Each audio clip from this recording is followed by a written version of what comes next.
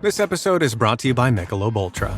Michelob Ultra is perfect for more than just the summer heat this year, because not only is it refreshing and crisp with only 95 calories, but Ultra is also the official beer sponsor of Team USA at the Olympic Games Paris 2024. Celebrate every point, race, and moment with Team USA and Michelob Ultra for the Olympic Games Paris 2024. Stock up on Michelob Ultra and cheer on Team USA. Enjoy responsibly. Copyright 2024 Anheuser-Busch Michelob Ultra Light Beer, St. Louis, Missouri.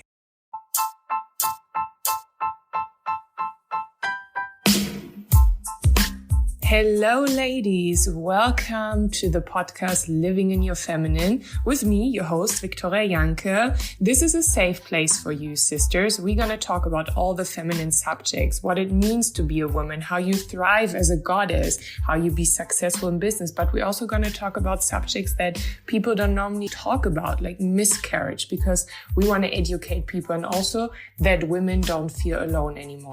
I have amazing experts who are going to give you so much value. So get a cup of tea and let's go. Welcome to another episode of Living in Your Feminine. Today's guest is Dr. Elena Eustache. She is a love doctor, relationship coach to many stars. She's a celebrity matchmaker. Her matchmaking company is called Dr. E. Posh Matches. She wrote a book on how to be feminine, and she owns a med spa in Beverly Hills called Eustache Institute. Hello. Hello. So nice to see you. Nice to see you too. I am so excited for today. We just met recently and I was so impressed by you. And I'm also now one of your clients because I signed up on your matchmaking and I'm hoping to find the love of my life. And we spent the last days together and you're so inspiring. You really coach me and help me to be in my feminine. And first of all, thank you for being here. And I would love to start this podcast with a random question. Sure. Okay. The random question I have for you is, what is your favorite drink and why? My favorite drink is tea. It's actually green tea because like Japanese people live for a very long time. It's antioxidant. It gives you energy. And it's healthy for you. And I love green tea. Oh, I love green tea too. It's good for your skin and it makes you awake and everything. So it's beautiful. I want to jump right in because I haven't read your book yet. Not yet, but I want to read it and I will on how to be feminine because we talked about it just before that I look very feminine, but I am acting sometimes more masculine. And I want to ask you, what does it mean to be feminine for you? So someone feminine is a woman that is patient, passive, vulnerable. She's not afraid to receive and ask for help. She's not controlling, but she knows how to say no and set her boundaries. How do you say no and setting your boundaries without being masculine? Because me as a German woman, I'm very direct. And we talked about it before. That's like, Victoria, you've been very masculine, very direct. So how do you say no and set your boundaries without being too masculine? By giving the man or anybody you say no to validation so you don't make them wrong for whatever they ask. So you can tell them, I enjoy being with you and I love spending time with you. And that's very nice that you feel so strongly about me, but I'm not comfortable to go upstairs yet. What do you think? So when you validate someone and you don't make them feel wrong, they will cherish your no, because if they care about you, they will. Not a narcissist. They will not cherish your no. But if it's someone that truly cares about you and you don't make them wrong and you validate them, they will cherish your no. And if there's a narcissist, what would you do? Like, what is the feminine way of stepping out of it? Or should you be just like, there you can be masculine, be like, bye, no, you're a narcissist. How would you handle that? Well, we are all a little bit narcissist. Every child is narcissistic, right? And we have a right to want what we want, but it's to compromise in relationship and understand that someone might speak different love language than you. And sometimes you have to share and compromise. But If you are with someone who is a little bit narcissist but care about you, they will be negotiable and they will be willing to work on the relationship. But if it's a complete narcissist or sociopath, they're non-negotiable. So it depends what level you're dealing with. But you can make them right, that they have every right to their opinion or wants, but you're not comfortable. And if they don't cherish you, no, you only go second round. And after the second round, you tell them, well, do you want to change the topic or do you want me to leave? You don't go more than 2 rounds ever, because it becomes negative lovemaking. Like they kick you and you kick them back. They kick you and you kick them back.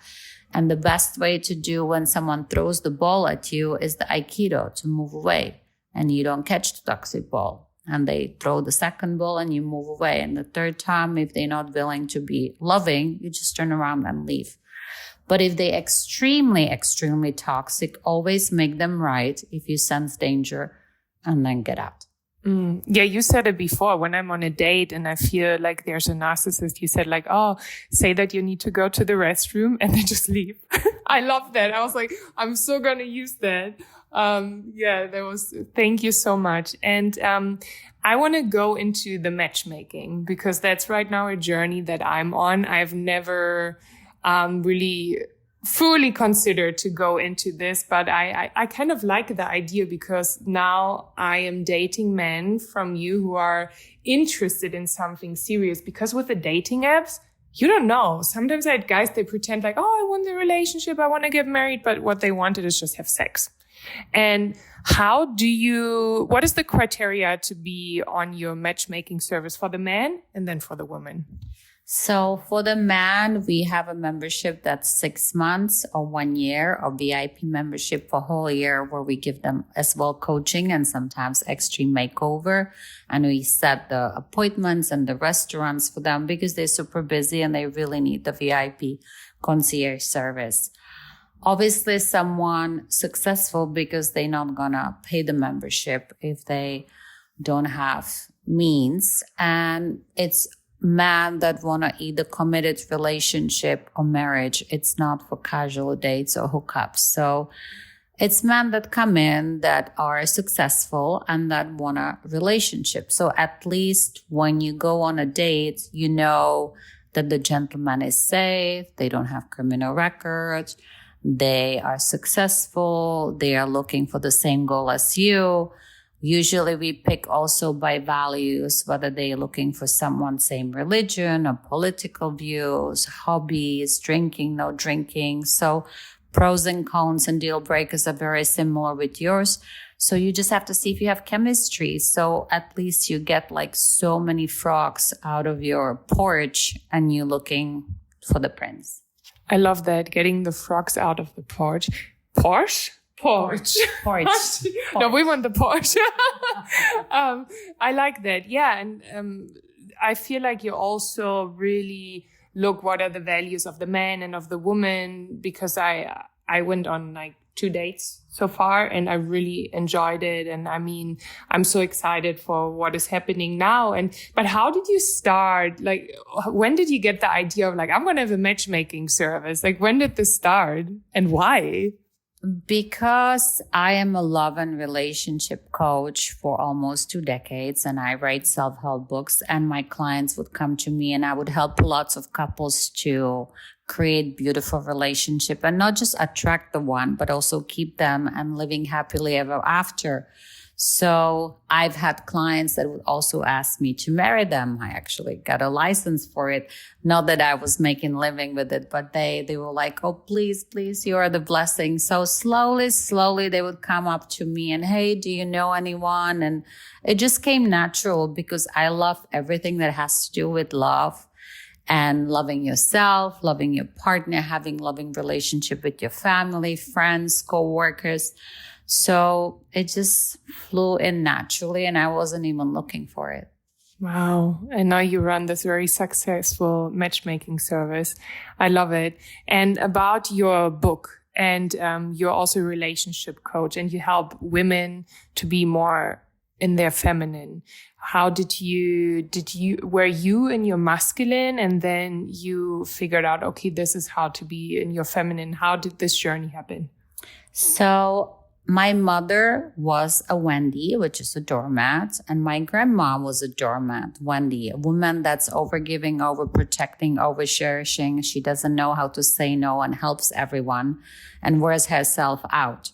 So I learned how to be a Wendy, which is masculine because you give, but you don't know how to receive or ask for support, and you do everything alone and you please everyone else but yourself. And I felt in my 20s, like 100 years old, and I was constantly sick and I didn't know why until I figure out that I don't know how to be in my feminine.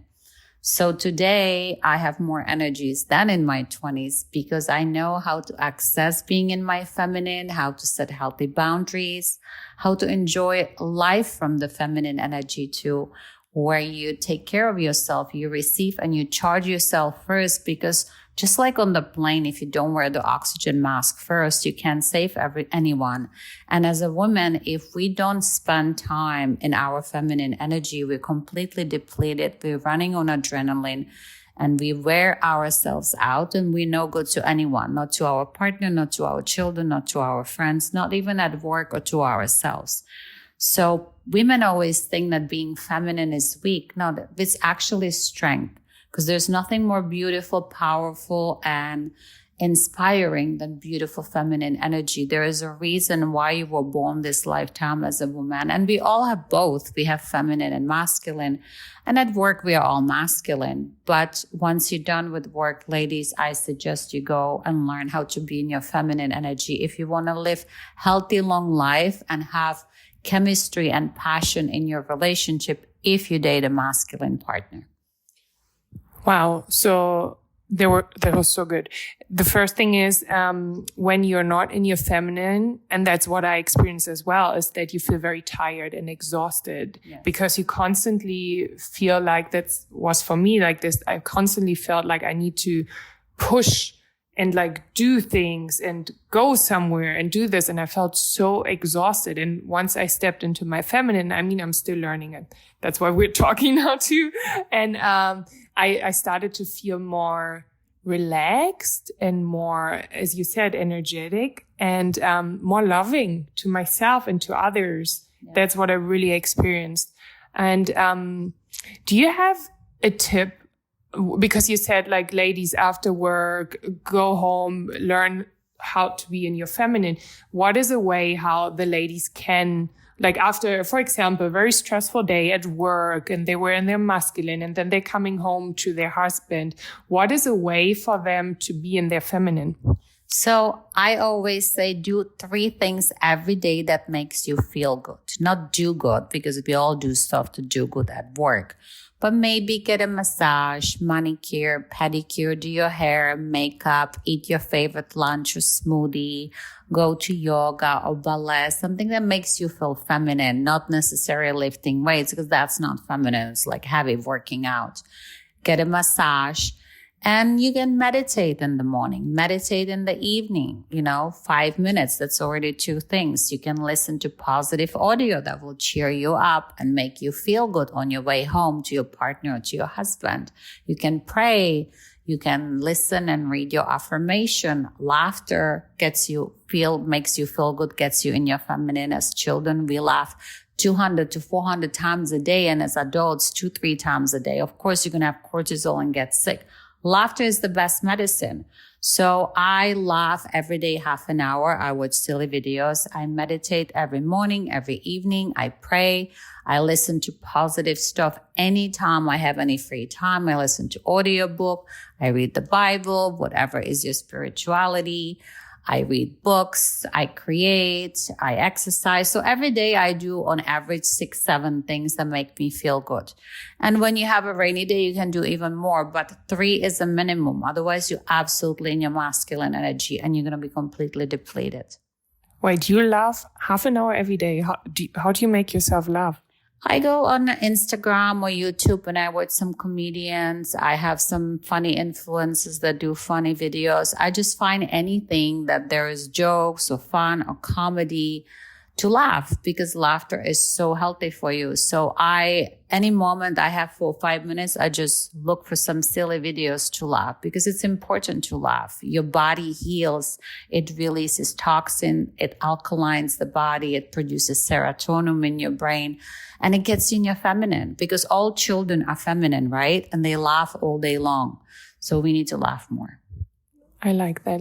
Laughing more. And I like what you said, to do 3 things that you do good, that make you feel good. And the feminine is very much the feeling. Yes. It's and then it's the attracting, the abundance, love, whatever it is, the feminine attracts. And I'm right now in your med spa here, and I'm looking at these butterflies that you decorated everywhere. That also reminds me of like the feminine, or the bees and the flowers. I like to use that, the flowers, the feminine, and it's beautiful and it's nurturing herself. And then the bee comes, the masculine, and it's like, oh, I want to be on, not on you. This is like more sexual, but you know what I mean? The feminine attracts. So I would do this now, the three things a day. And I like the laughing one too, because you're right.